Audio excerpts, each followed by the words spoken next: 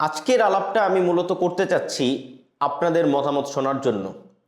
আমি গত কয়েক মাস ধরে রাজনৈতিক ভাষ্যকার হিসেবে নানা ধরনের আলাপ আলোচনা করতেছি, আপনারা সেগুলো শুনেন এবং আগামীতেও করব। কিন্তু গত কয়েক মাসে আমি কয়েকটা প্রশ্নের সমাধান করতে পারিনি। মূলত সেই প্রশ্নের সমাধানের জন্যই আমি এই ভিডিওটা করতেছি। আশা করব আপনারা আপনাদের মতামত জানাবেন। আমি যে জায়গাটা বুঝতে পারি যে আগামী নির্বাচনে হয়তো বিএনপি ক্ষমতায় যাবে বা বিএনপি নির্বাচনে জিতবে, কিন্তু আমার কাছে এর বাইরে কয়েকটা প্রশ্নের সমাধান নাই।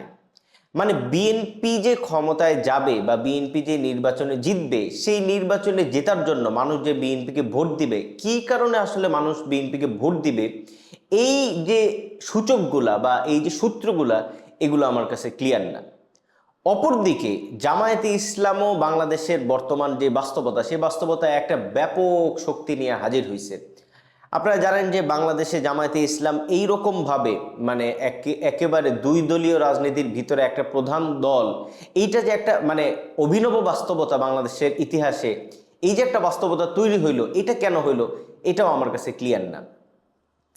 আপনাদের কাছে আমি যেটা জানতে চাইবো সেটা হচ্ছে যে আগামী জাতীয় নির্বাচনে কে জিতবে। যদি আমরা ধইরাও নেই যে বিএনপি জিতবে, কিন্তু বিএনপি কেন জিতবে, বা বিএনপি যদি ভালো না করে অথবা জামায়াতে ইসলাম যদি খুব ভালো করে, সেটা আসলে তারা কেন করবে। মূলত এই জায়গাগুলো আমি আপনাদের কাছে জানতে চাইব। দেখেন, এই যে ছাত্র সংসদ নির্বাচনগুলো হইল, প্রতিটা ছাত্র সংসদ নির্বাচনে শিবির, ইসলামী ছাত্র শিবির জিতছে। এবং আজকের যে জগন্নাথ, আমি যখন এই আলাপটা করতেছি তখন জগন্নাথের ফলাফল ঘোষণা হইতেছে এবং সেখানেও দেখলাম যে শিবির তারা আগায় আছে। তো এই যে দেশের পাবলিক ইউনিভার্সিটিগুলা, এখানে যে একটা ব্যাপক মাত্রার যে তরুণদের যে অংশগ্রহণ রাজনীতিতে, এটার যে একটা চিত্র এখান থেকে পাওয়া যায়, সেখানে তো খুব ক্লিয়ারলি তারা আসলে জামায়াতকে চয়েস করতেছে। যদি তারা জামায়াতকে চয়েস করে, সেক্ষেত্রে কি আমরা ধরে নিতে পারি যে বাংলাদেশের যে তরুণ ভোটার, তারা আসলে জামায়াতে ইসলামীকেই তাদের গন্তব্য মনে করতেছে? মানে তাদের কাছে কি আসলে ইসলাম প্রশ্নটাই কি মুখ্য কিনা? অন্যদিকে আপনারা নিশ্চয়ই জানেন যে প্রাইভেট ইউনিভার্সিটিগুলোতেও আমি যেমন কিছু অনুষ্ঠানের কথা শুনছি যে সেখানে মানে কোরআন শরীফের উপর অনুষ্ঠান বা ইসলাম কেন্দ্রিক অনুষ্ঠান, সেখানে মিজানুর রহমান আজহারিদের যাওয়া, ইভেন নর্থ সাউথ ইউনিভার্সিটির মতো ইউনিভার্সিটিগুলোতেও আসলে ইসলামিক স্কলারদের বা ইসলামিক ওয়াজ বা যারা ইসলাম নিয়ে ঘাটাঘাটি করে, তাদের যে একটা উত্থান, এই যে একটা মানে বাস্তবতা, এই যে একটা ইন্ডিকেট, এটা আসলে কি মিন করে? আমরা কি ধৈর্য নিতে পারি যে বর্তমান বাংলাদেশের যে তরুণ সমাজ, তারা আসলে বিএনপির কাছে যাইতেছে না এবং তাদের কাছে মূলত একটা ইসলাম প্রশ্নই মুখ্য? যদি সেটা হয়ে থাকে, তাহলে তো আমরা বলতে পারি যে আগামী জাতীয় নির্বাচনে নিশ্চয়ই এর একটা প্রভাব থাকবে।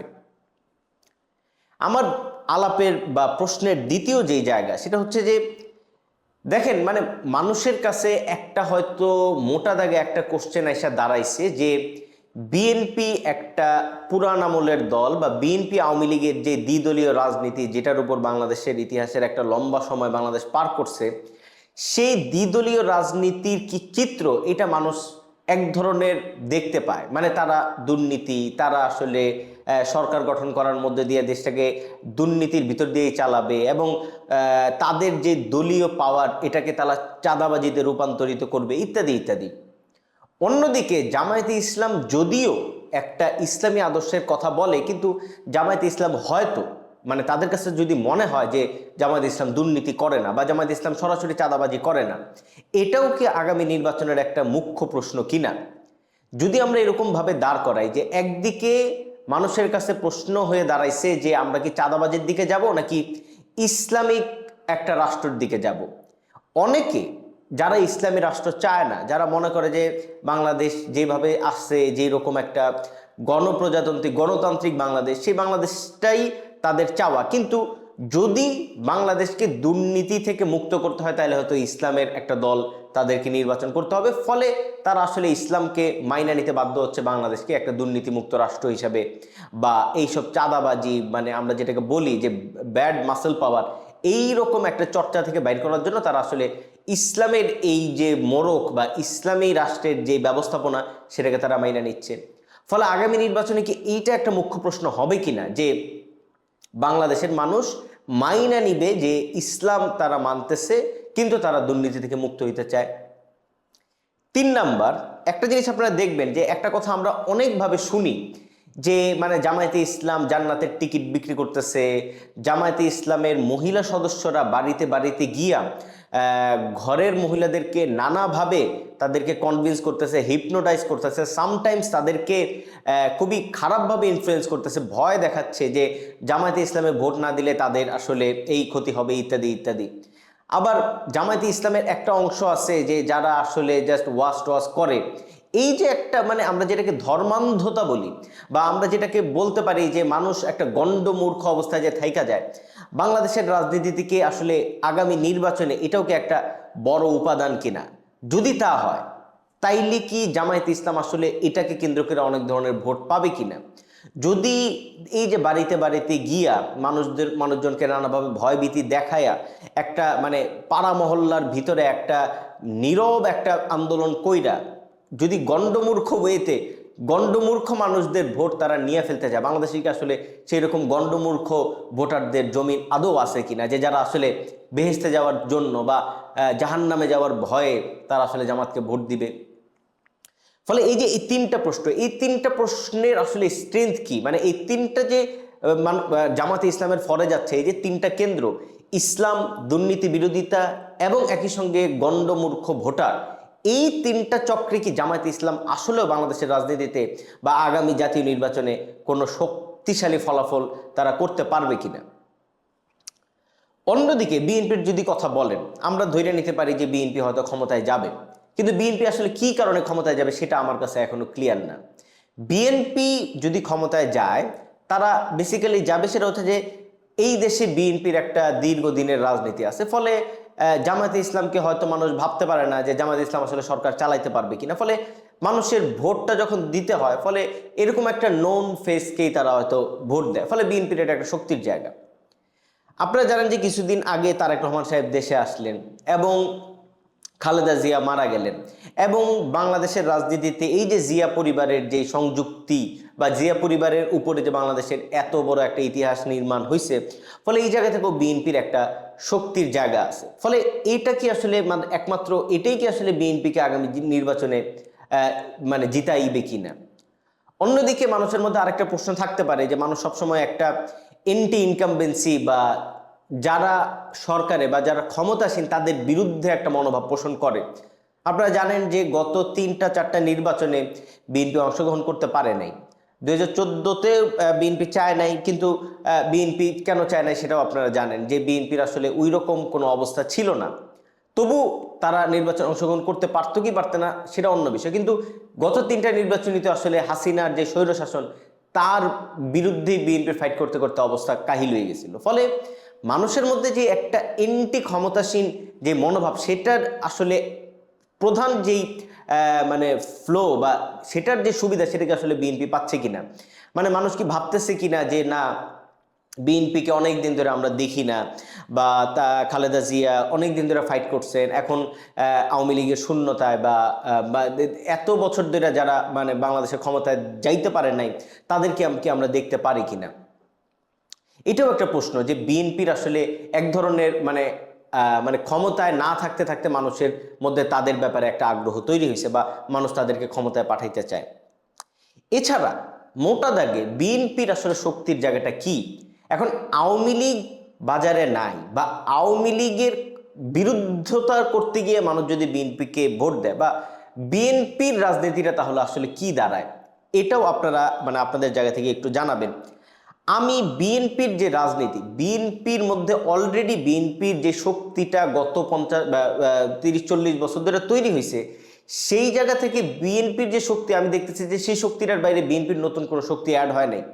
মানে আগামী নির্বাচন আমরা অনেকভাবে শুনতে পাচ্ছি যে নির্বাচনে এই প্রশ্নের ওপর দাঁড়ায় নির্বাচন হইতে পারে। যেমন বিএনপির যে 31 দফা, সেই 31 দফায় আসলে কি কথা আছে যার কারণে মানুষ আসলে ভোট দিবে, বা বিএনপির এবারের নির্বাচনের মূল বক্তব্যটা কি, মানে বিএনপির এবারের ক্যাম্পেইনের নির্বাচনের পরে তারা কি করবে সেটা বাদ দিলে এবারের ক্যাম্পেইনে তাদের মধ্যে আসলে তেমন কি আছে যে যার কারণে আসলে মানুষ তাদেরকে ভোট দিবে।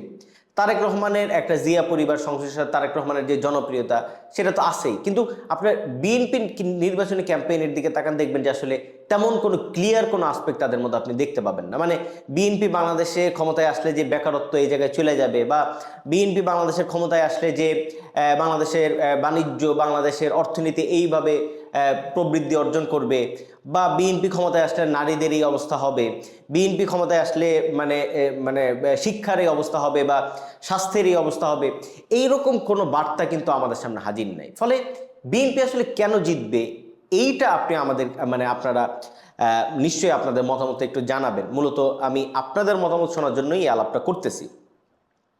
লাস্টলি যে আলাপটা কইরা মানে যে প্রশ্নটা কইরা আমি আলাপ শেষ করব সেটা হচ্ছে যে বাংলাদেশে মানে ব্যাপক মাত্রায় মানে নারী ভোটার, আপনারা জানেন এখন নারীরা আসলে কাদেরকে ভোট দিবে, নিশ্চয়ই তাদের ভোট একটা বড় অর্থে ম্যাটার করে। কিন্তু বাংলাদেশের আপনি যদি হিসাব দেখেন যে বিএনপি মানে তার কোনো নারী প্রতিনিধিত্ব নাই বললেই চলে। ইভেন রুমিন ফারহানার মতো নেতাকে তারা আসলে প্রায় বহিষ্কার করছে, লাথ্থায় বের করে দিচ্ছে দল থেকে।